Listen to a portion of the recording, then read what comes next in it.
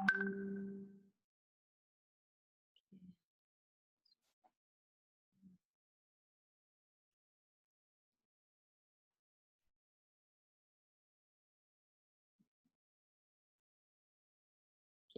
saya rasa kita mulakan. Assalamualaikum warahmatullahi wabarakatuh dan selamat petang. So, Waalaikumsalam. saya harap anda semua dalam keadaan sihat sejahtera. Masih okey lagi di minggu keempat ya. So far macam mana? Minggu keempat tahun semester terakhir? Agak-agak ada dah rasa macam dah tak nak go through lagi dah give up ke apa ke? Still standing Okey lagi ya, doktor. Perasaan tu dia akan rasa ada ketika, tapi bila you dah habis you akan rasa macam okay, sikit je lagi, tak lama pun. So, okay, hari ni saya akan meneruskan kuliah. Itu kuliah minggu lepas sebenarnya. Bertajuk tentang DSM, iaitu Introduction of DSM-5 dan juga penilaian klinikal dan juga diagnosis. Okay.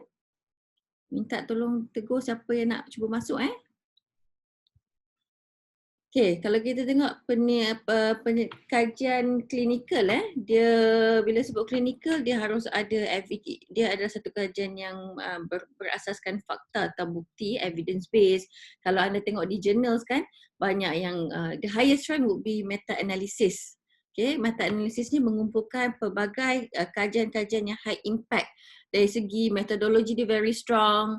Yang bukan saja in terms of methodology but also responden yang mengkaji topik dikaji tu pun memang suatu kajian yang orang kata sangat-sangat inilah impactful kalau you kalau dalam thesis nanti kan, kalau you dapat even di peringkat master ataupun di peringkat PhD nanti, kalau anda dapat dalam bahagian literature review tu anda dapat mengeluarkan satu meta analisis yang mana daripada literature review tu kajian-kajian yang anda kumpulkan bahan-bahan jurnal tu anda boleh transform jadi satu kajian meta analisis pun itu adalah satu bukti yang sangat kukuh.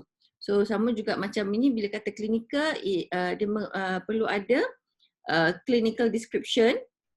Okay, bagaimana sesuatu disorder itu berlaku dan dari segi etiologi kita perlu tahu juga apakah punca-punca yang menyebabkan terjadinya sesuatu mental illness. Okay, saya accept Hafifuddin. Dan juga dalam clinical research juga perlu ada elemen treatment dan juga outcome. When we come for this treatment and outcome, we have to plan or we have to have an idea what is the prognosis would be. Okay, so dalam kita membentuk suatu formula sebelum apa-apa saja intervention, kuliah hari ini dia lebih kepada saya akan berkongsi dengan anda semula tentang aspek being a clinician in terms of from a clinical psychologist perspective ya. So bila kita dapat case, of course kita akan tengok what is the main concern of this referral.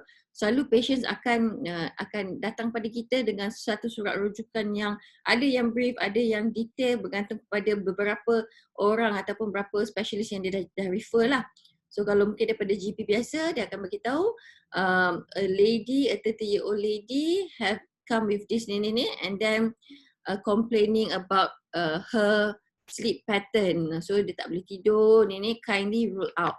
So daripada situ bila kita dapat kita kena tengok what is the details of the problem. So dalam surat tu mungkin ada dia tak boleh tidur dah berapa malam, sejak bila. So benda-benda itu, maklumat-maklumat itu adalah sangat-sangat penting dan signifikan untuk kita nak rule out ataupun kita nak memberi diagnosis kita sebagai clinician dan juga kita nak plan, nak formulate a case intervention. So ia harus ada clinical description. Kan, yang mana clinical description ni dia bermula dengan masalah yang dialami oleh patient itu. Okay, so kita kena ada aims. What are the aims? Kita nak bezakan sama ada masalah ni adalah berpunca dari segi memang puncanya clinical ataupun it's just yang macam the other way round. So it's to distinguish clinically significant dysfunction from common human experience. And also bila kita tengok ni, kita perlu tahu, kita perlu dapatkan data the prevalence and incidence of the disorder. Apa itu prevalence? So prevalence tu kadar kejadian. Kalau tengok dekat sini mungkin kalau kita kaitkan dengan COVID-19 yang berlaku pada hujung tahun 2019, mungkin period of COVID ni berlangsung mungkin setahun 2 tahun. So from there the public health people, the epidemiologists will come up with a prevalence of COVID ni. So setiap penyakit ataupun mental illness ni ada prevalence dia. So prevalence ni merujuk kepada the total number of individuals in a population who have a disease or health condition at a specific period of time. So usually expressed as a percentage of the population. Kalau kita tengok sekarang ni, mungkin kita boleh rujuk kepada 25,000 lebih rakyat Malaysia yang mendapat yang disahkan oleh KKM mendapat positive COVID, for example. Like semalam the highest in US, whereby about 140 over 1,000 cases of the new case for ni. So that is when the prevalence come from dalam specific period, dan juga incidence tu refer kepada a number of individuals who develop a specific disease and experience a specific health related event during a particular time period. Okay, so bila dah tahu prevalence, kalau kata macam prevalence of schizophrenia masih lagi 1% in the worldwide, maknanya tak ramai, tapi tak ramai pun 1%, bila kumpul-kumpul ramai, cumanya not as high as depression, for example, about 15 to 20%. It depends tu yang dia predict. The world predicts that mental health issues ataupun mental disorder will be number one disease or disorder, boleh kalahkan sakit jantung, kencing manis dan sebagainya. Sebab prevalence makin lama, orang dalam tempoh yang singkat makin ramai yang diagnosed as having depression, for example. So bila kita tahu prevalence, tujuan kita nak tahu ialah kita nak anggarkan dalam berapa berapa persen that this particular Hindu have this disease. Then onset ni kita kena tahu. Bila kita dapat case yang seorang wanita 30 tahun tu dia tidak boleh tidur. So kita akan bertanya, sejak bila puan rasa susah nak tidur? Dia kata dia akan cakap dalam sebulan yang lepas. Okay, tapi prior tu sebulan lepas tu ada tak any event yang puan alami yang puan rasa tidak tidak best ataupun yang memberi kesan signifikan pada puan? Ada tak puan mengalami trauma? So kita probe. So dia kata okay, actually 2 tahun lepas saya mengalami satu masalah rumah tangga, kan? Saya terjumpa sesuatu, contoh. So from there kita rule out daripada 2 tahun lepas. So symptoms dia ada, and then dia relapse balik lah. So datang yang sebulan lepas tu dia tak boleh tidur because of partly of the trauma that she had. So maknanya onset itu mungkin bukan waktu yang dia tak boleh tidur sebulan lepas, tapi adalah 2 tahun masa yang dia start to have the trauma tu. The negative significant event, mungkin masalah rumah tangga ataupun masalah apa-apalah. Sebab saya suka kaitkan dengan isu yang general, sebab anda adalah pelajar kaunseling yang almost every day you akan dengar masalah perhubungan, betul? Masalah dengan kawan, masalah dengan it's a general relationship, kan? Masalah kena bully dan sebagainya. So kita akan macam boleh juga probe yang okay, cuba cerita kalau dia boleh ingat 2 tahun lepas apa yang you rasa, apa ini. So highlight on that kejadian yang first kali dia rasa. Kalau boleh mungkin sebelum 2 tahun tu ada tak cuba dia minta dia troubleshoot lah, tapi the way nak tanya tu ada caranya, kan? Okay, so itu onset waktu bila. So kalau dalam case saya punya PhD yang saya buat kepada orang-orang muda, the young adults that have that diagnosed with first episode psychosis. So onset dia yang waktu tu saya ambil kira dalam saya punya operational definition untuk thesis saya adalah kali pertama yang dia datang ke klinik psikiatri yang datang berjumpa dengan kita. So saya limitkan setahun hingga ke 5 tahun. So tu onset dia. So ada yang kata lepas sebelum SPM dia dah dapat simptom. Tapi lepas SPM 3 tahun selepas tu baru dia datang, baru dia dapatkan rawatan. So kita ambil sebab dia masih ada lagi dalam inclusion criteria saya. Tetapi waktu yang dia kena tu adalah waktu selepas PMR akibat dibuli teruk. Itu maksud dia onset lah. Okay, dan cause of disorder sama ada episodik, selalunya MDD kan, dia kena dia diagnosed with MDD, major depressive depression, and then 3 bulan 4 bulan dia undergo treatment, psychological intervention semua, dan dia okay, dan dia relapse balik. So tu berepisod macam drama swasta kan. So kadang dia berseries. So individually is likely to recover within a few months and only to suffer recurrence later. Ataupun dia time limited. So disorder will improve without treatment. And also if the mental disorder is on the chronic stage, iaitu skizofrenia dah kronik, datang dah alami 15 tahun sebenarnya tapi baru datang jumpa clinician kan. So symptoms wise semua dah teruk lah. And tolong accept invite approve Izzat. Tak ada siapa minta masuk pun. Oh tak ada Okay, sorry. No problem. Izzat, tapi Izzat dalam ni tak ada. Tapi tak ada siapa. Izzat tak ada nak masuk. There's no new. Okay. I rasa dia ingat Google Meet. I cuba check balik dengan okay. Zoom Okay. Alright, so prognosis ni is anticipated cause of disorder. So whether it's good or guarded lah. Prognosis ni selalu bila kita plan to, we come up with our own hypothesis kan. Kita rasa okay, treatment ni insyaAllah patients akan ada some, ada improvement. So our prognosis will be okay, this is a good treatment that benefit the patient. Okay, kita jangkakan. Okay. Alright, so saya nak minta kita tengok ni, this is a good example of a case study whereby saya nak tengok dalam video ni, kalau mana yang belum tengok kita tengok sama-sama. It's the first session of a client with symptoms of depression and how do the therapist, dia probe and dia nodding. So kita punya verbal gestures kita, the non-verbal gestures kita sangat-sangat penting during this untuk kita nak secure a good rapport and supaya patients kita selesa dengan kita. Macam mungkin anda pun boleh kongsi pengalaman ada session online kan. So adakah mencabar untuk anda nak create that rapport? Dia ada senyum saya tengok kan.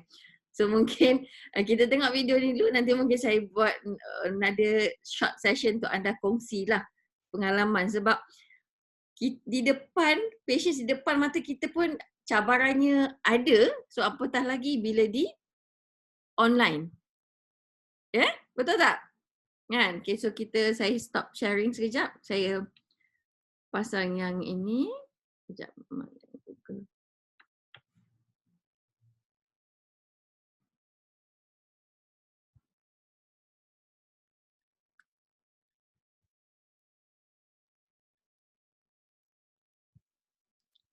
Okay.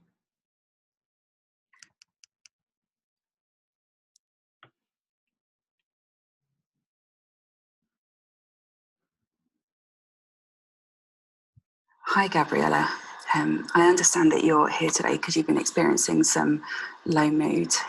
Yeah, I just recently I'm just feeling down a lot and I can't really snap out of it. Like sometimes if it's happened before, I can just get myself back.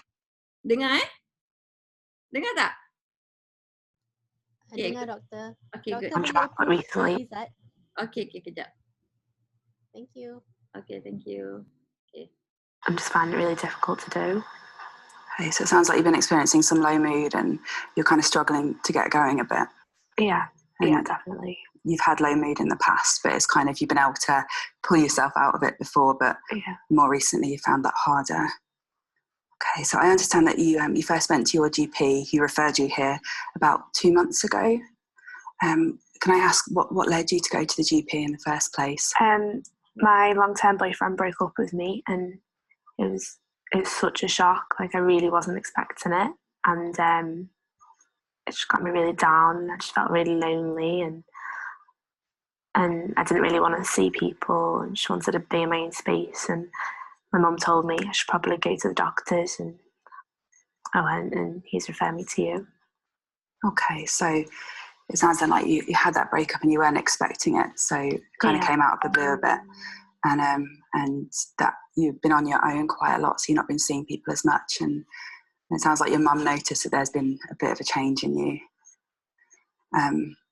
Okay, and how have things been since that happened and since you went to the GP?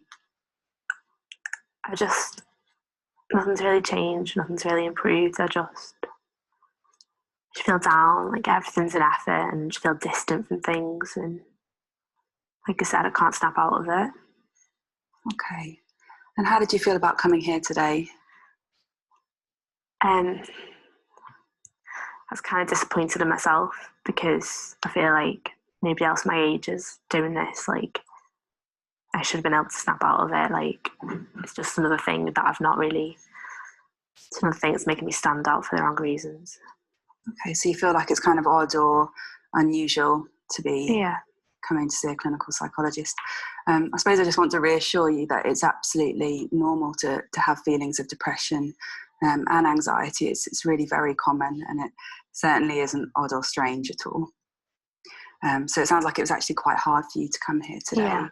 So what, I guess, led you to do that? Because it sounds like maybe there was a lot pushing you against coming here today, but you've managed to come anyway.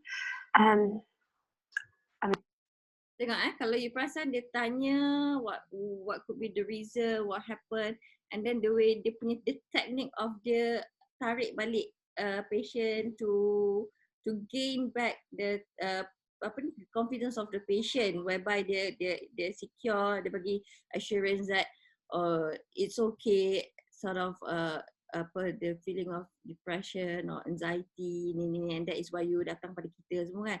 So teknik-teknik tu yang the soft skills tu yang perlu ada, and awal kalau you tengok kan, dia punya eye contact, dia punya reservedness tu sangat-sangat tinggi, dia tak betul-betul open up but I would like you to observe the both lah, therapist and also the patient. I'm just hoping that it's going to help. I think I didn't really want to admit it, because like it's just another failure, but my mum was talking to me, and I know she's not really happy with the way I'm behaving, and I don't really want to disappoint her again, and so I thought there's no harm in it, so I just thought I'd come. Okay. So it sounds like partly you're doing it then for your mum, because you're a bit worried that she isn't pleased with you at the moment. Yeah. Okay. I think it's great that you've come here, and definitely there's a lot of evidence to suggest that psychological therapy can help depression, and particularly the type of therapy that we're going to be doing, which is called cognitive behaviour therapy. And I'll tell you a bit more about that as we go on, but I'm just trying to find out a bit more about you today. So I saw from your notes that you're a medic student.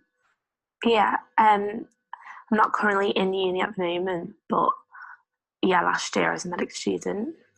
Okay, so I guess why? What's the reason that you're not in uni this year? I was like, it was pretty tough first year, so they then suggested that I took a year out.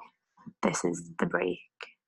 Okay. So kalau dalam referral letter tu, macam saya kata tadi, before kita jumpa dengan case, macam you all lah, bila online case saya tak sure adakah dah dapat dia punya case note dulu ke, ataupun dia buat appointment, nampak poster you, dia terus buat appointment. Macam mana? Kalau itu mungkin another issue. So and then baru ditanya apa masalah, apa tujuan berjumpa dengan saya dan sebagainya kan. Tetapi saya nak highlightkan tu cara anda nak bertanya.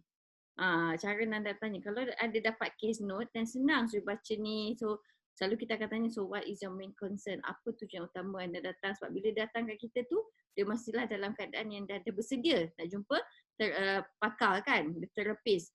Tapi dalam ini tengok dia selalunya kita akan menerangkan daripada awal, okay, ini adalah sesi pertama dan selalunya akan ambil masa 1 atau 2 sesi untuk saya buat clinical assessment untuk nak dapat as much data as we can. And then terangkan apa yang mungkin next step is mungkin perlukan penilaian yang mana jika kes puan ni memerlukan penilaian di klinikal, saya akan refer kepada sama ada psikiatris ataupun pakar psikologi klinikal. So you kena state macam tu. Sebab you tak boleh nak buat assessment clinical assessment. Kalau tak ada, kalau kata dalam first session, first tu you bertanya, you probe tu tak ada elemen-elemen of clinical yang diperlukan, and then you akan terangkan lah. So selalunya proses ni akan mengambil dalam berapa sesi, apakah kaedah ataupun rawatannya yang anda gunakan sebagai seorang kaunselor. So bila awal-awal pesakit tu ataupun klien tu dapat rough idea, tu dia pun dah ada planning, dia dah tahu what to do and what to share and what to expect dalam rawatan dalam sesi counselling you. Kan? So sebab tu awal-awal sekali penting untuk anda bercakap, memberikan dia sort of assurance that you're going to be safe, you're going to all this reporting, okay? So ini proses nanti you boleh tengok lah ni, tapi this is the real, sebab kadang susah nak disclose a real case pada public kan, but this is a good example macam mana dia bertanya soalan yang tak terus tanya melulu kan. So dia pusing buat soalan tu macam mana supaya patient itu willingly nak share kan. Ada juga pengalaman saya pun, patient tu dalam 2-3 kali pun reserve senyap je. Tu pun mencabar. So mungkin kalau you ada di antara anda yang nak berkongsi, apakah cabaran utama bila menjalani sesi secara online ni, ataupun ada tak yang alami kesukaran nak create the ambience untuk nak bercakap, nak ice breaking with the patient ataupun client you. So far macam mana Nabil? Kalau boleh kongsikan dengan kita semua lah. Kalau setakat ni saya rasa yang agak susah sebab ada satu klien dia masuk je dalam, dia online je tu, dia dalam keadaan mata dan hidung dia merah. Baru lepas nangis ke? And then saya rasa dekat banyak yang macam saya tak boleh nak mulakan sebab dia masuk pun dalam macam nak menangis. And then dia menangis around 5 minit dia senyap je. Okay. So bila Nabil nampak mata hidung merah tu, you macam mana? Apakah your first reaction pada itu? Sebab ni saya tak tahu dia punya background and issue yang dia nak kongsikan kan. So macam saya ada macam terkejut juga, tapi saya cuba kawal saya punya expression semua. And then sebab sebelum ni pun saya pernah ada klien yang bersemuka face to face, physical yang macam tu juga. Tapi ada tak beza bersemuka dengan online ni? Beza sebab macam kita nak bagi dia bertenang ataupun kita nak galak, nak biar dia ambil masa tu, macam cara kita nak approach supaya dia ambil masa tu macam lain sikit lah cara. Okay. So ambil longer time lah untuk dia nak rasa warm, nak rasa ni kan. Okay. Thank you Nabil. Gopal, you want to share anything? Nampak bawah Nabil Gopal. So how is your experience, your online session with your client? Bagi saya dia tak nampak real sangat. Online ni memang macam basket betul, tapi cuma semalam saya dapat bersemuka dengan klien. Bila dia luahkan dia 2-3 kali dia menitis air mata lah. Sebab masalah dia bertimbul-timbul. Okey. Saya dapat.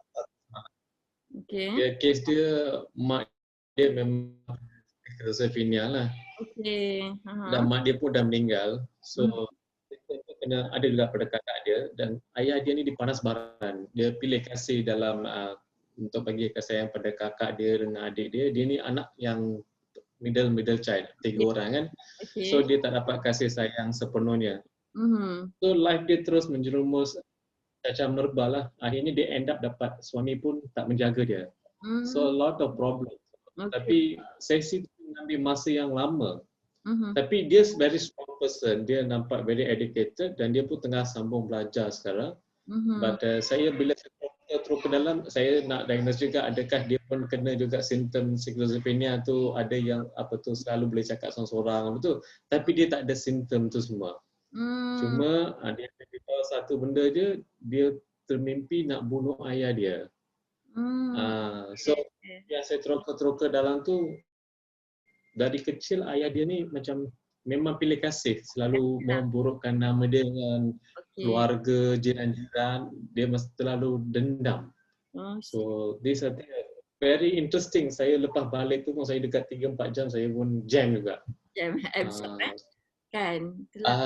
Tapi Gopal jumpa dia online berapa kali Gopal? Tak, baru sesi pertama semalam. Oh, okey. Bukan online. So bersemuka. Okay, good.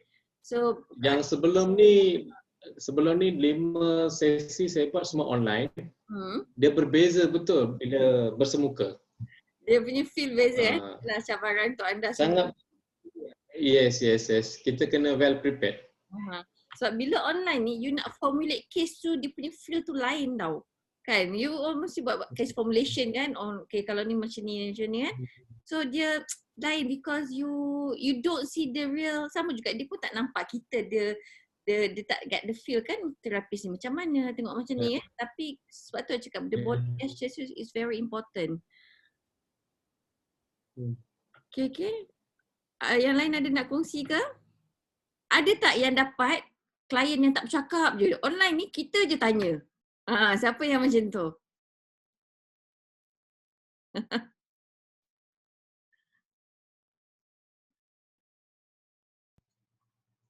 Ada doktor. Siapa? Ni siapa ni? Dania. Dania, okay. So how do you break the ice? Actually, I still haven't break the ice yet, I think. Sebab, okay. How many sessions? 2 sesi. I see, okay. Sebab dia remaja. And bila tanya soalan dia akan jawab like satu perkataan je, and then like dia takkan bagi opinionnya. Tapi I think one of the main cabaran is that tak ada ruang privacy. So when she's talking to me, ada orang lain dalam bilik.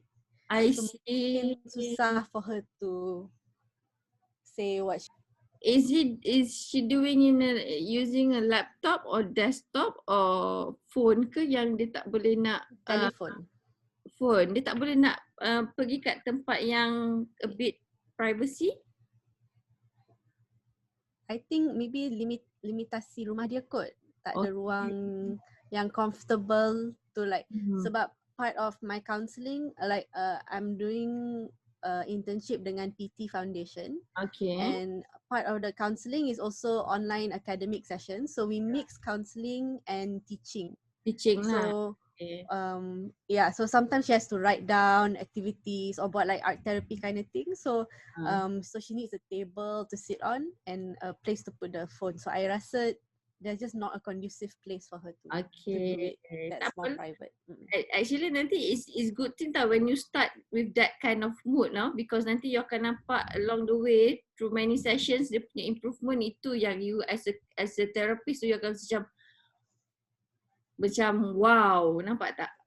Kita even simple change pada patients kita pun kita akan nampak macam that wow factor. We feel that maknanya macam okay, alhamdulillah we have sort of dapat juga bantu people in a significant way. But it's good. So it's for you juga untuk nak try this and try and error lah. Lagi-lagi you deal with remaja, right? You know how it feels like being an adolescent kan? Right? Yeah. All the best to you, Dania. Okay. Okay, alright. Thank you for sharing ya. Okay, saya continue kuliah.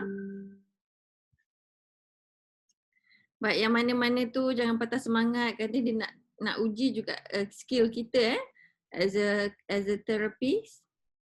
Okay.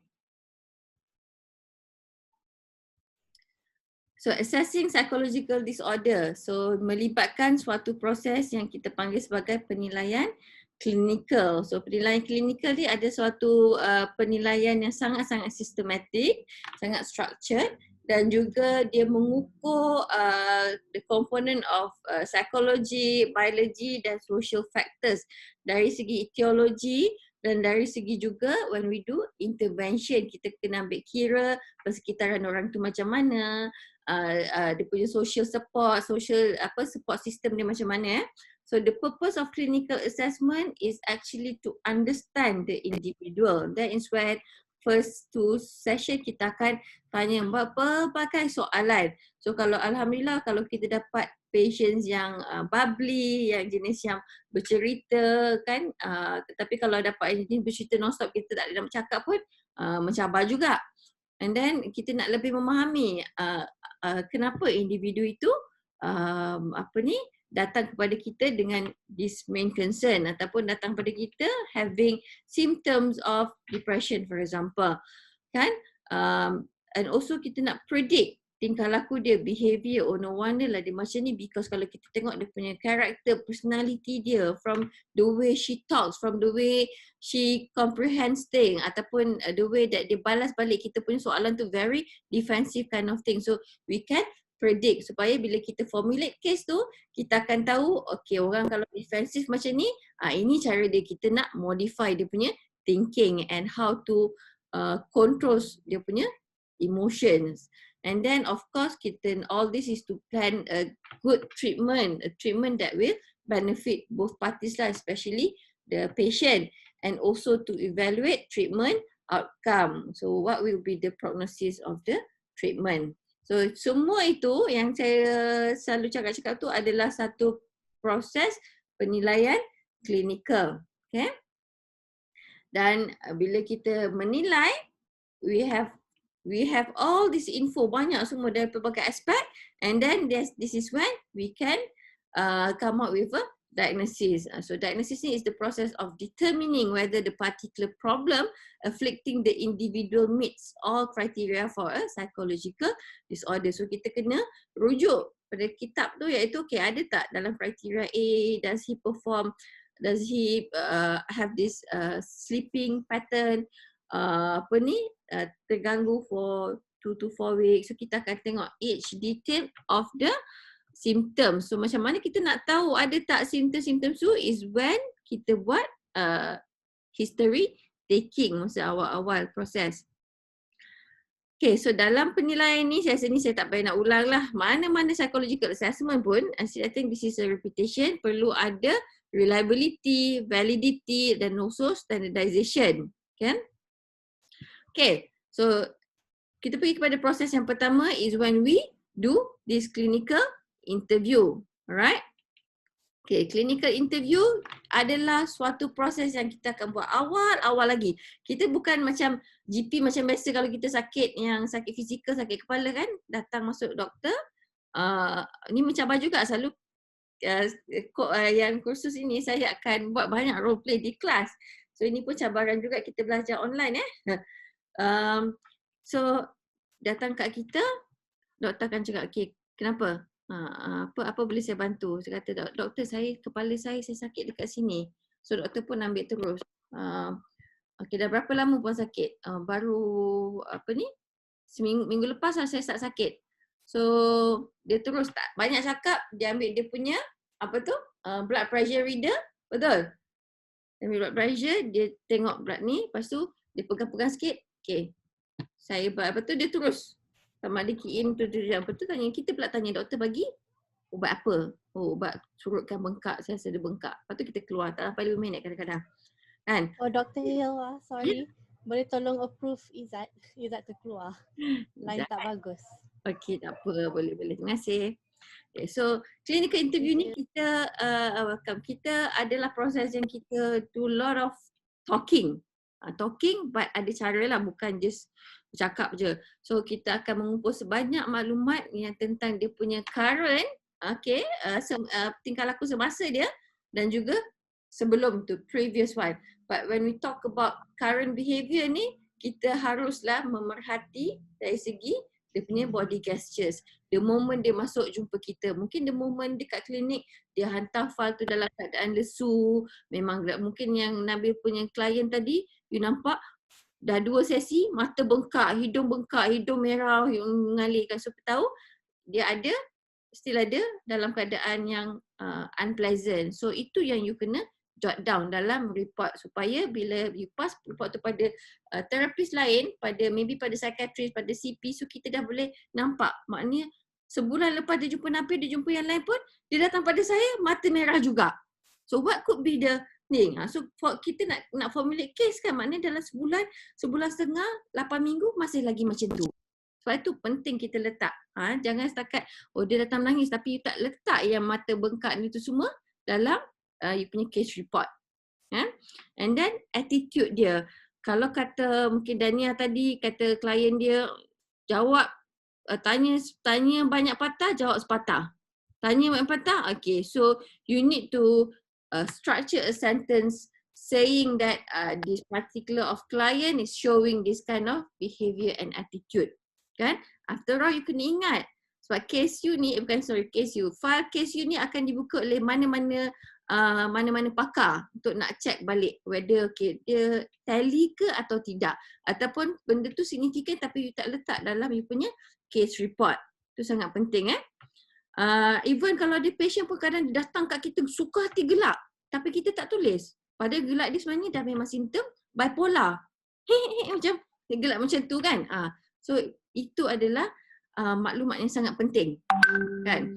So of course emotions dia waktu itu ataupun mungkin dia tak stable emosi kan. So personal history biasalah tanya pekerjaan, belajar dia macam mana ni family background. Kalau kata kes Gopal tadi, dia memang ada pelbagai apa yang you share pada kami semua. Itu adalah maklumat-maklumat yang sangat dense, sangat berharga kan. So from there you boleh tackle satu-satu isu. Kadang patient datang pada kita dengan banyak isu tapi mana yang dia punya main concern. So, sama juga kalau kes Gopal, dia nak tackle banyak isu kan, nak troubleshoot mana, tapi paling yang menjadi keutamaan patient tu kita kena tanya. So kena discuss. Jangan Gopal nampak benda ni yang perlu dibagi tapi dia tak nampak, dia nampak benda ni. So you all kena discuss. Itu sangat penting kan. And then detail of presenting problems. Okay, mungkin yang Nabil lah tadi kan tak sempat nak tanya detail, dia menangis, dia ni tapi sebab apa kan. So you detail out. Yang kes Nabil tadi boleh share dengan kita tak? Apa sebab yang dia mata merah, hidung bengkak semua tu? Dia baru sahaja bercerai dengan suami dia. Okay. And then ada seorang anak yang umur 2 tahun. Okay. And then dia diceraikan dalam keadaan yang sangat mengejutkan. Mengejutkan. Maksudnya tak ada tanda apa semua. So itulah. Dia jumpa dengan Nabil tu apa main concern dia? Macam mana dia boleh contact you? Ataupun macam mana? Ada tak sebabkan dia tak boleh nak tidur ke, sebab dia rasa kadang setengah patient dia kata dia datang all this nightmare setiap malam hampir 2 minggu. Lepas tu dia minta bantuan. Rupanya bila kita tengok benda-benda ni lah. Nampak? Sama juga macam dapat apa-apa referral letter lah. So kita highlight on the main concern.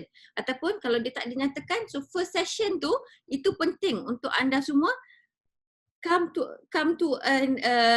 a point that okay, I tahu you punya main concern ni dan you tahu you punya main concern ni. So we work on this main concern. Macam itulah maksudnya. Okay? Alright. So bila dah dapat info and then at the same time we do this mental status exam, MSE. So dalam MSE ni pun ada beberapa komponen yang dia nilai kan. Kemudian from there we use semi-structured clinical interview. So kalau kata mungkin schizophrenia punya case kan, dia dah ada okay, you need to ask this and then itu is a guideline for us to tengok okay on what point of life yang dia ada dia experience these positive symptoms, hallucination, delusion. So it's semi-structured. Macam juga kalau a patient with to rule out autism, kalau dapat anak kanak-kanak kan, okay, dia show this stereotyping behavior, repetitive and everything semua. So ada dia punya semi-structured soalan yang kita perlu tanya. And of course on top overall of that is the behavioral assessment dan observation. Sini adalah the whole process of the temu bual clinical. Okay, so what is MSE? Pernah dengar MSE?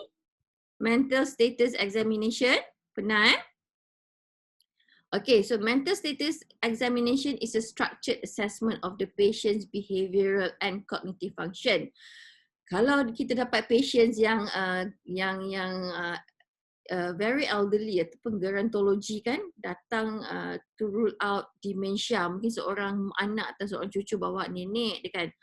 So waktu tu kita akan gunakanlah MSE ni common, dia katanya, okay, makcik, hari ni hari apa makcik? Hari ni hari Selasa, pada hari ni Isnin. So kita take that into account. So kita akan test beberapa komponen yang melibatkan dia punya mood, dia punya tingkah laku, dia punya cara dia berfikir, soalan-soalan simple saja, kan?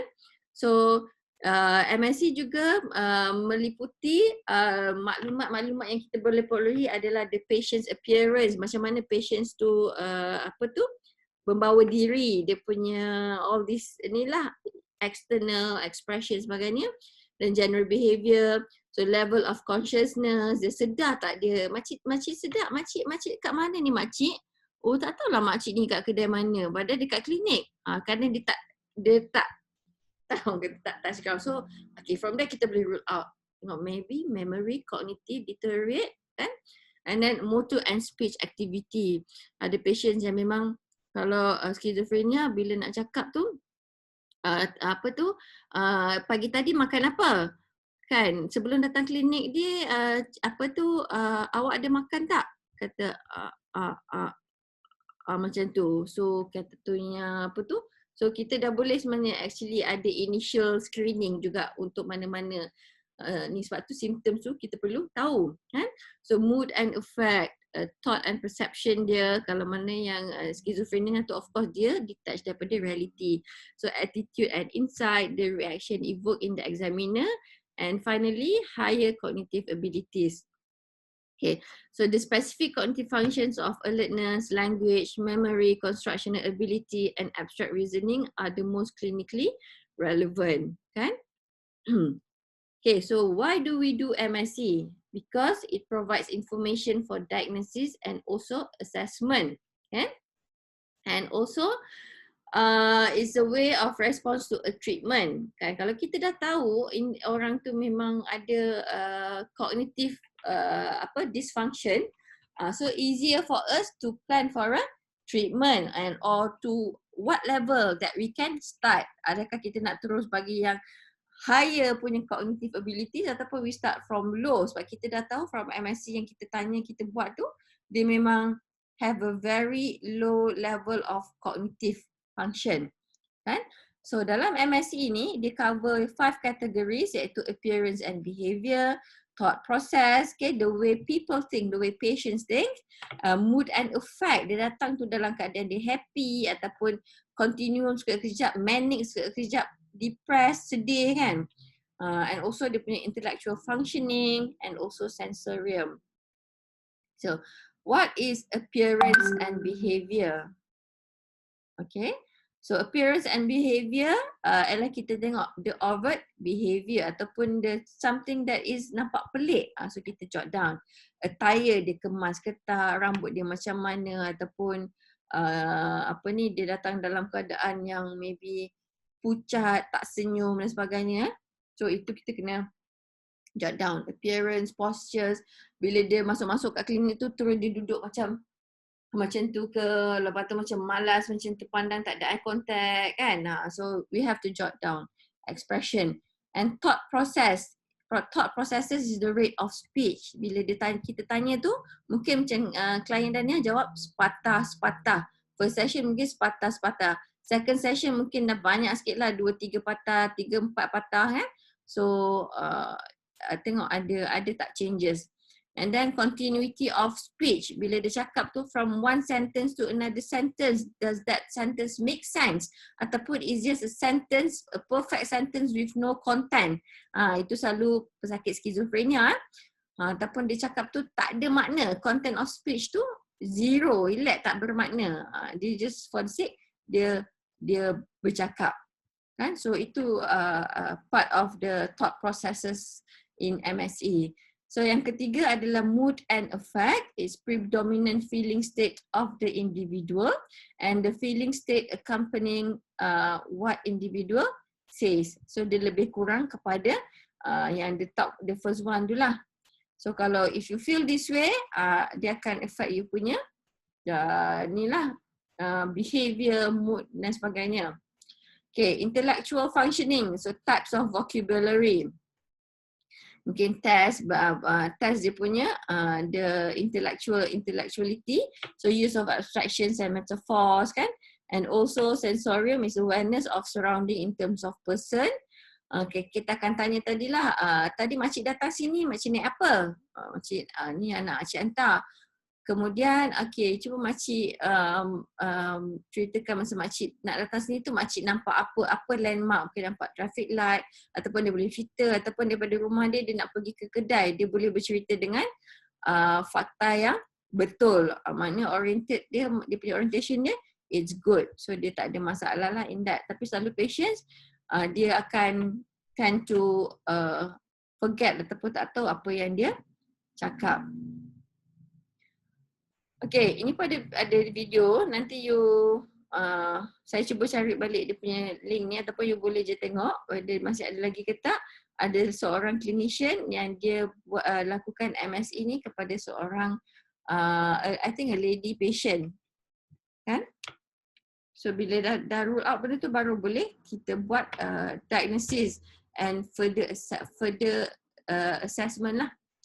Okay. So dalam ni juga ada semi-structured clinical interviews, of course to develop, to address an important problems in the mental health field. So clinicians and researchers had tremendous difficulty in making consistent and accurate diagnosis. Lalu kalau anda pernah tak jumpa real case yang dia jumpa pakar satu, pakar A kata, oh ini dia pun tengok terus autism. Kan? Lepas tu I kena refer pada ni lah pediatrician. Untuk nak ni. Lepas tu dia pergi pediatrician. Lepas tu pediatrician tu kata, I don't see any sign of autism. It's just that your son ni need to go to school. Sebab dia mungkin, dia perlu enhance dia punya social skill.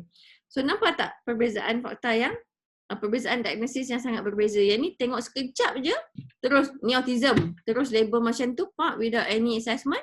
Okay, hantar surat. So nampak tak apa yang jadi, apa impact pada mungkin budak tu tak rasa apa lah, tapi pada keluarga dia, pada parents dia, of course datang rasa stressful kan, and then all this tak boleh nak tidur, mungkin in denial lah dia juga kan. And then sebab tu nak buat diagnosis ni you have to be careful. It's not as simple as ABC yang you boleh tengok sikit, ada mungkin ada 1-2 simptom terus kita label, okay dia ni memang ada mild schizophrenia kan, ataupun terus dah kronik bila nampak dia. Mungkin waktu tu patient tu dalam keadaan dia tak stable. So banyak faktor yang menyebabkan prestasinya tidak berapa bagus waktu session tu. Okay? And then questions like uniformity or standardization. Okay, so kadang ada juga orang ni tanya macam ni dalam different setting, ada ni macam ni. So it gives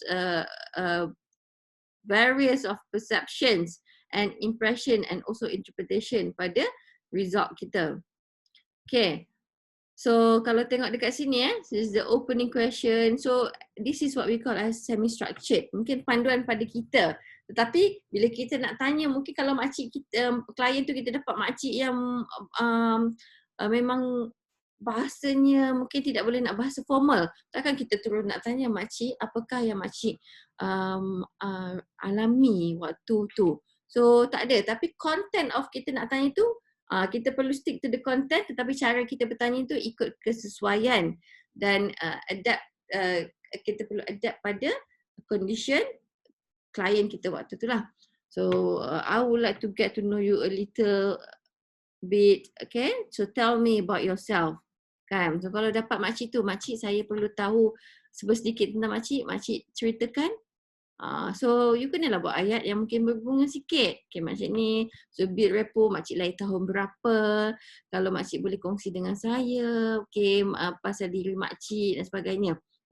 So what do you do, what does your normal day week look like? So maknanya kita based on ni, tapi kita tanya tu ikut kesesuaian klien kita lah. Kan, kalau dalam keadaan kes Nabil tu, patient dan klien datang mata bengkak semua, Nabil agak-agak Nabil berani tak nak terus tanya macam ni Nabil? Dalam keadaan dia tak habis lagi bengkak ataupun bengkak, you tahu selalu lepas nangis kan kita pening kan? You all lepas nangis, you pening tak? Pening kan, terus tak boleh buat apa kan? Kadang ya Allah menyesalnya nangis, kenapalah nangis? So Nabil agak-agak, Nabil berani tak? Puan, boleh puan ceritakan, saya nak tahu sedikit tentang puan. Ada yang kena maki balik kan? So itu teknik macam mana Nabil nak break the ice lah kan? Okay, so at the moment do you experience any difficulties in your life? Dia kata tak nampak ke, you tak nampak ke mata-mata I bengkak? Apa ni soalan macam tu? Ada juga patient klien dia balas balik kat kita yang mana macam tu. So kena ada shield lah. Kena ada skill nak counter back balik macam mana So can you tell me about your difficulties semua kan? And then bila dah tanya macam tu, okay, kita pergi lagi deeper. So what would you say is causing your difficulty? So mungkin soalan-soalan ni anda semua boleh cuba kaitkan dengan sesi ataupun dengan klien yang anda dapat sekarang kan?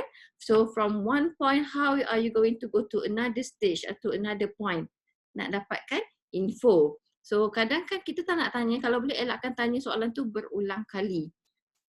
Kan itu akan piss off our clients lah. Macam you tak buat homework ataupun you tak mendengar dengan baik. Alright? Okay, sekejap. Okay, so what could be solutions to your problem? What do you think will help you with your difficulties dan sebagainya lah.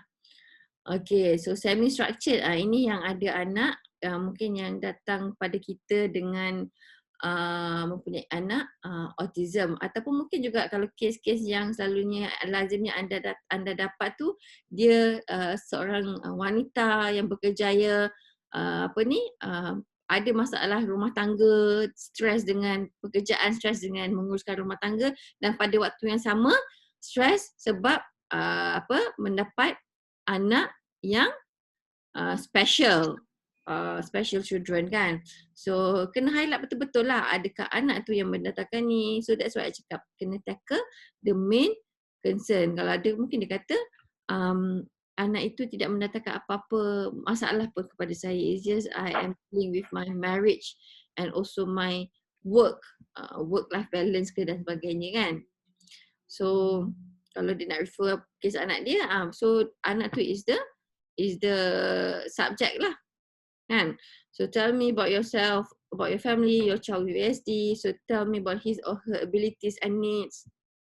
Kan?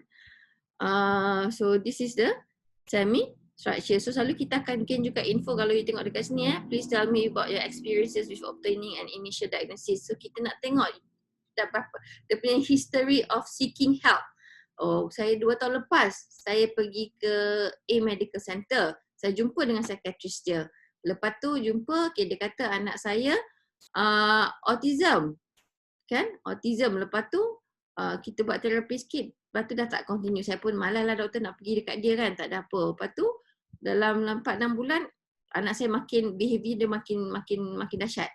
So saya pula pergi, kawan kata pergi kat center ni. So pergi. So kita tak tahu terapis yang keberapa kita kena ambil. Dan kita kena, kalau boleh kita kena tahu apakah rawatan yang dia buat pada waktu itu, sebab itu sangat-sangat membantu. Tapi kadang ada juga patient pada kita tak tahulah doktor dia tak ada buat apa-apa pun. Dia dengar lepas tu dia ni bagi ubat. Tak tahu apa benda kan.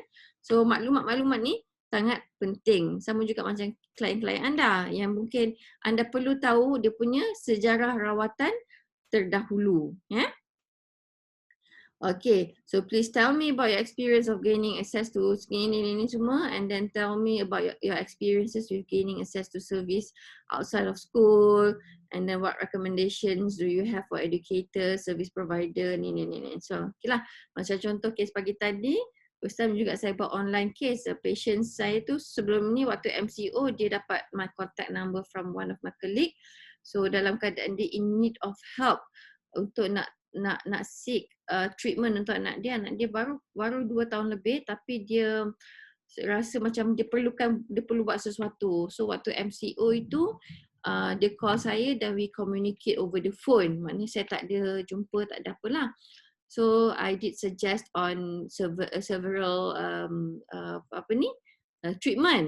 I sebut je. So the parents buat homework and then they found this center that conduct ABA, Applied Behavior Analysis, kan, which is ABA tu di government hospital memang tak buat. So ABA ni is one of the very expensive therapy, tetapi dia punya improvement is very tremendous lah, kan. So okay lah, saya rasa setakat tu yang waktu tu dia contact, tiba-tiba just before kita CMCO di Selangor, dia nak buat another appointment di klinik. I kata okay lah, I bagi dia tarikh, kebetulan CMCO saya extend lagi. And kita extend CMCO di Bangi kan, di Selangor. So dia dalam keadaan dia in need of second opinion, dia tulis kepada dia contact saya balik, dia kata I really need your help to have an online session. Okay, so I pun, kita tak boleh macam tu kan, rasa macam okay tak apalah. So I kata, I tengah schedule, I kata I give her this morning. So bila saya tengok, tak nampak pun tanda-tanda yang the main symptoms of an autism kid. I don't see that in the previous video ataupun waktu session dia dengan center buat. But being a parent kan, you want the best kan. So I did advise something, but benda kadang kita advise sikit tapi it gives impact pada patient, pada parents kan. So dia nak minta second opinion whether to enroll anak dia di sekolah ataupun to stick to the center. Kata anak dia tak boleh pergi, bukan tak boleh, tak digalakkan untuk pergi ke sekolah lagi sebab nak kena going through under intensive treatment. Yang mana I rasa macam this is something like lain macam je kan. I kata I believe that your kid, your son will benefit from the natural environment. It's a classroom with small minimum of friends just to test dia punya peers punya interaction. But macam tu lah bila kita ada ni online, tu lah first time juga saya buat online. Maknanya tak boleh nak betul-betul feel the experience, but insyaAllah saya rasa I try to help her, to help them in many ways. So mak tu kata bila kita tengok dia pun share pengalaman dia yang dia pergi ke center, bagus, memang bagus. Tetapi bila one point the center advise that dia kena ambil, kena sign off to full package. Maknanya you tahu berapa puluh ribu kan. Sekarang ni mungkin part time. So I cakap ni lain, and then dia restrict the boy from maybe going to another setting, sekolah lain ke apa kan. So I bagilah my honest opinion as a clinician kan.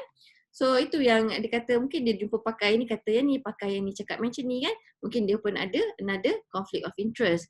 So patients have the right to see berapa banyak terapis tu untuk jumpa. Mungkin dia jumpa Gopal, lepas tu dia jumpa juga orang lain at the same time. Kita tak tahu. That's why bila kita bagi tu, we give our best service lah, and our honest and genuine service kepada klien ataupun patient kita.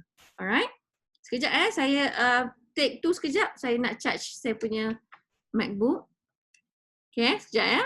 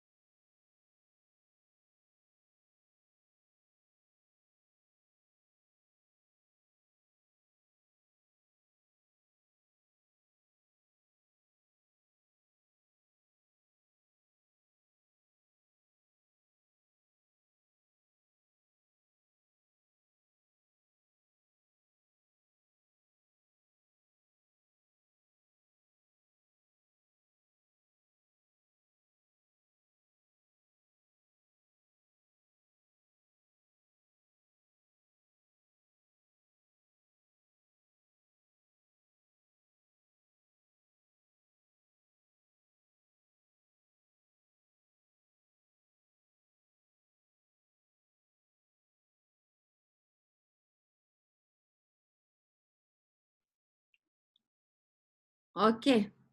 Welcome back. Dah guru dah kat sini, kat Bangi ni. Rumah you dah guru dah, Gopal? Dah kan? Okay. Alright, so mungkin saya tak perlu nak elaborate lebih sebab kadang ada yang saya dah sentuh awal-awal ataupun in between tu lah. So kita pergi tengok behavioral assessment and observation. So we have to focus waktu kita buat penilaian tingkah laku tu, focus on the present. Maknanya waktu ketika dia datang jumpa kita di klinik ataupun mungkin dalam online ni pun anda boleh observe juga macam mana dia tunjukkan dia punya interest ataupun kalau mana yang paksa rela tu kita nampak lah memang dia tak bersungguh ataupun dia nak dapatkan perkhidmatan anda semua tapi dia tak pandang screen ataupun the way tu dia adjust macam tu ke kan, nampak tak saya pandang apa sana kan, ataupun macam dia tak dia pusing-pusing kerusi ke kan, lepas tu dia macam flipping something apa tu, so you catat.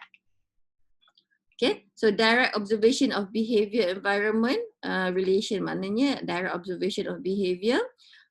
Kalau kata dalam setting anda tu, klinik tu kan ada tepuk ni selalu, ini kadang lebih kepada mental disorders yang berkaitan dengan motor ataupun catatonic lah. So senang kita nak rule out. Kan? So purpose is to identify problematic behaviors and situation.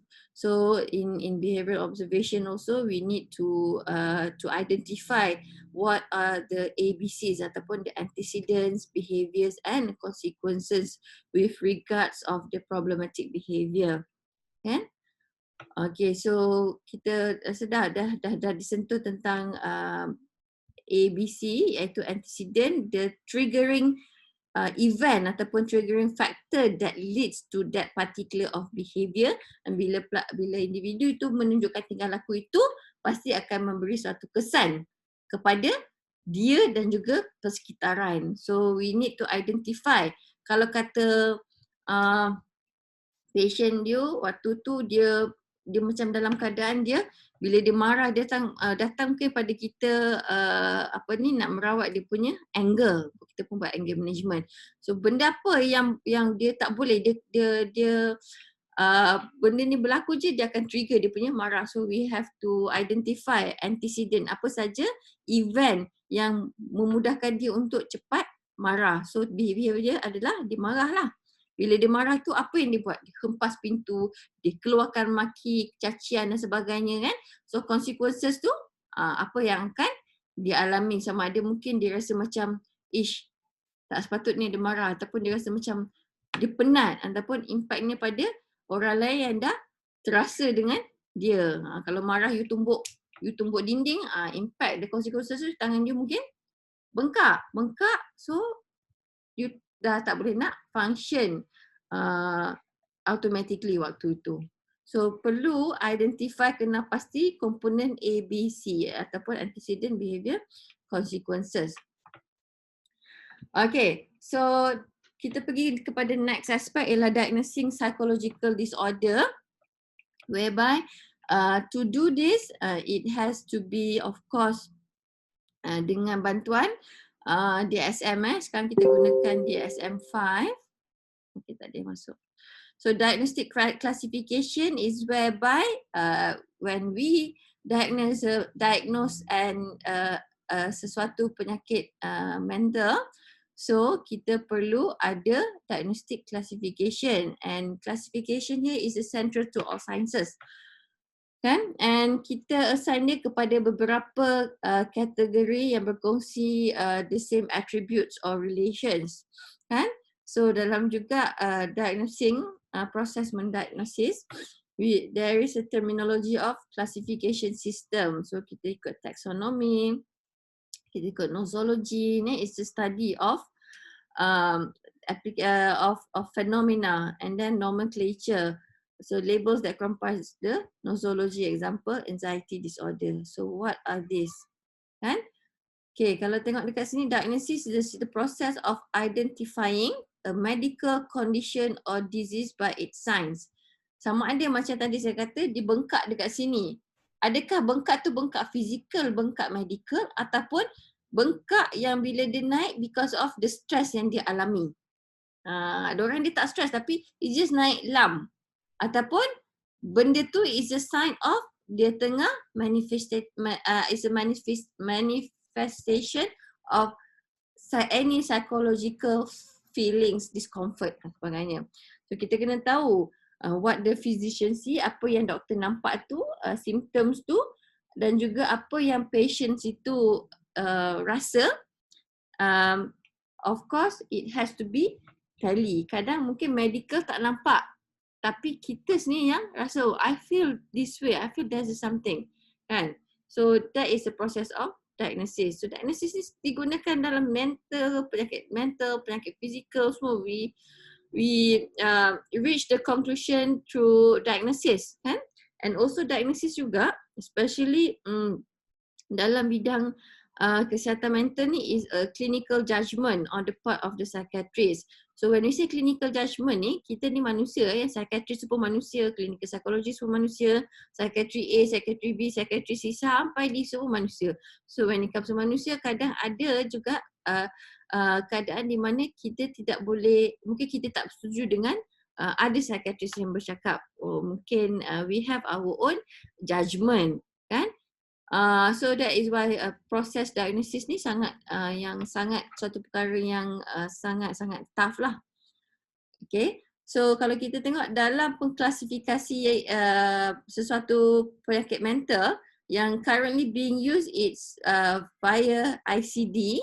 Usually kalau di hospital setting, kebanyakan GP, doktor-doktor ni dia banyak memberi diagnosis berdasarkan ICD, now ICD 11. Okay? So it's the International Classification of Disease and Related Health Problems, whereby this classification symptoms for medical and mental health problems used by WHO. And meanwhile, DSM pula adalah suatu sistem klasifikasi dan diagnosis yang dibentuk oleh APA ataupun very specific, the people in the line, American Psychiatric Association. So APA ni dia develop this DSM, the Diagnostic and Statistical Manual of Mental Disorder, yang mana dah sekarang DSM-5. And recently a group of researcher di China, they have their own classification and diagnosis system. Kadang kalau tengok paper juga kan, mungkin you cuba belak-belak paper yang berkaitan dengan mental disorder, especially from China. Macam mana bila dia recruit patient dalam bab metodologi dia tu, mungkin dalam inclusion criteria under methodology, the data recruitment ataupun respondent punya recruitment, dia akan patient met all the criteria in, saya tak ingat nama DSM dia apa, nama kitab dia apa, tapi China punya. So bila kita buat kadang macam sekarang saya terlibat dengan CPG schizophrenia, kita nak revise second edition for clinical practice guideline for management of schizophrenia, yang minggu lepas saya ada meeting tu yang saya terpaksa postpone kelas. So bila maknanya bila article journals from China, kita akan tengok dah banyak, so kita decide untuk nak obsolete lah, kita tak ambil artikel from sana yang gunakan kitab diorang untuk nak diagnosis. So sekarang ni we stick to is either DSM or ICD, kan? So benda tu adalah satu benda yang baru di sana. Okay, so classification is the list of disorders along with descriptions of symptoms and guidelines for making appropriate diagnosis. So for example, deciding what schizophrenia is as opposed to depression. So we classify according to the criteria in that particular of mental disorder, kan? Okay, so the diagnostic assessment is embedded in the history and practice of the clinical mental health counselling strategy. Okay, this is when kenapa bidang counselling sekarang ni, bidang counselling, psychology counselling ni, dia create with this track, the track mental health kan.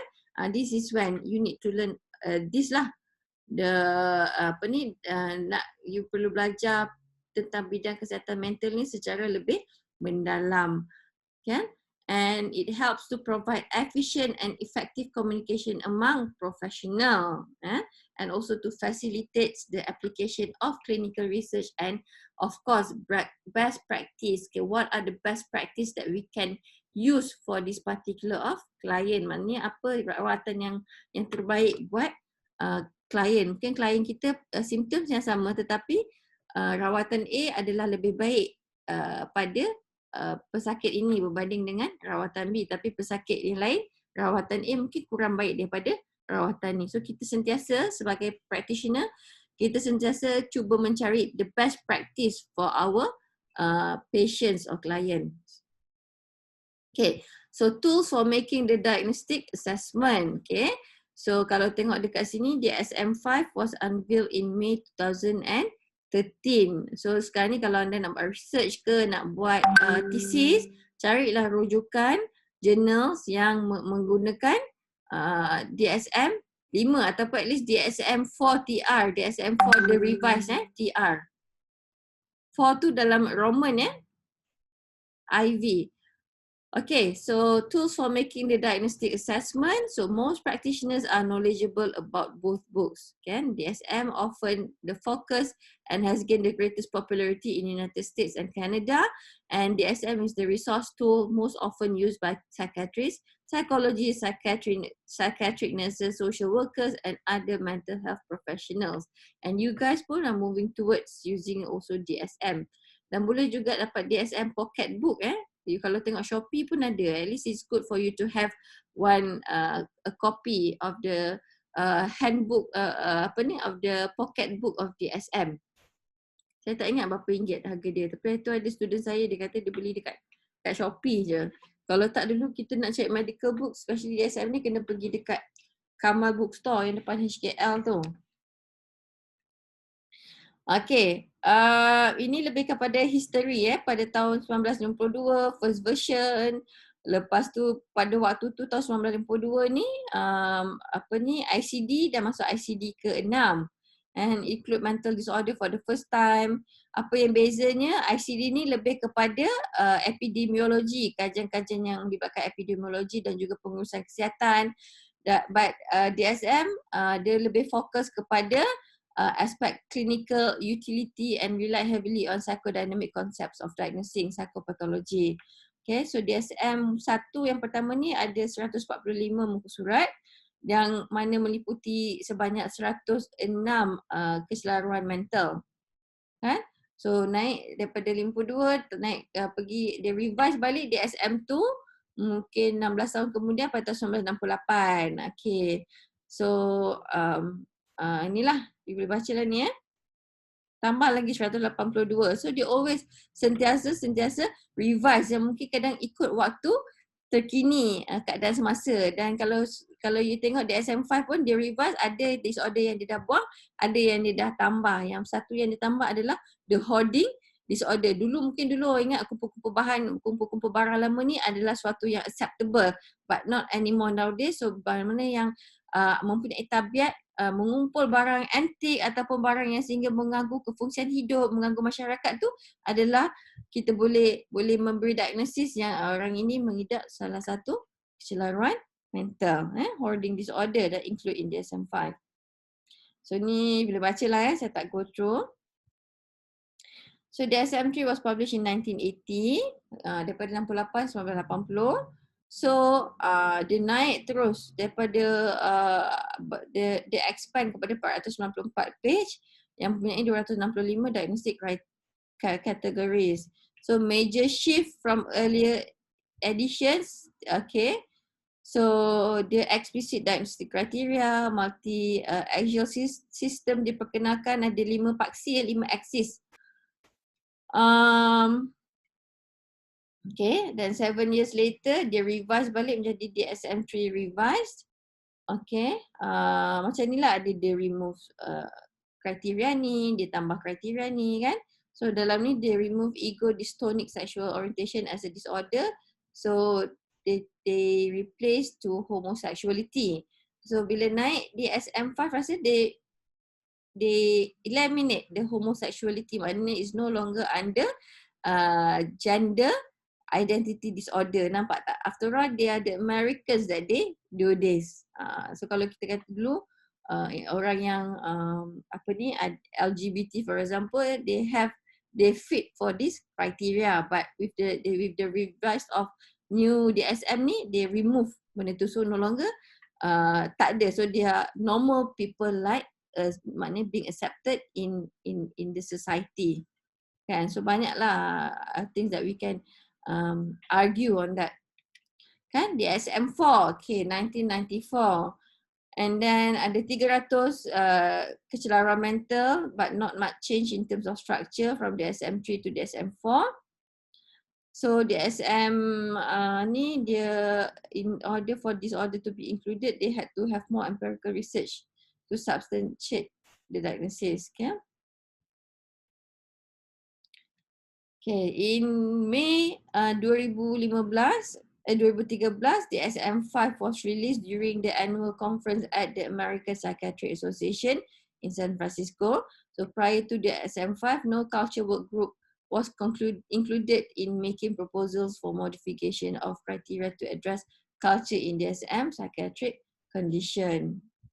Okay, so kalau yang sekarang ni, dia tak ada ni lah. Axis 1, Axis 2, Axis 3, maknanya kalau individu tu datang pada kita dengan symptoms yang menepati kriteria kemurungan, contohnya dia ada all psychological diagnostic categories except mental retardation and personality disorder, maknanya kita can rule out, kita can have this initial diagnosis of maybe the patients are having depression, anxiety or ADHD or schizophrenia.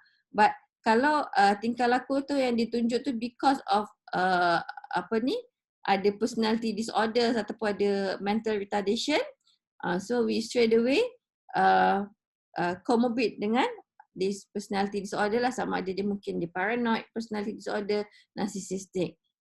So kalau Axis 3, kalau symptoms yang ditunjukkan oleh pesakit itu adalah disebabkan oleh ubat yang dia ambil, ubat medical yang mungkin dia makan ubat untuk kencing manis. So dia datang symptoms, dia tak boleh tidur, dia mungkin dia hallucinate contohnya kan.